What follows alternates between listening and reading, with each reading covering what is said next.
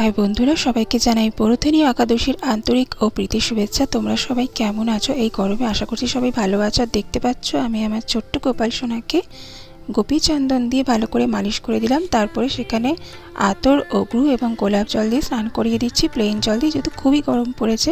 আর এই বড়দিনী একাদশী কেন পালন করা হয় তোমাদের সাথে অবশ্যই শেয়ার করছি। তো চলো, 4 মে পড়েছে বড়দিনী একাদশী, আর এটি বৈশাখ মাসের কৃষ্ণপক্ষে আমরা পালন করে থাকি। আর বৈশাখ মাসের কৃষ্ণপক্ষে যেহেতু বামন অবতারে এই সময় নাকি বলা হয় ভগবান শ্রী বিষ্ণু মর্তে অবতীর্ণ হয়েছিলেন, তো সেই জন্যে পুজো করা হয় বড়দিনী একাদশীতে।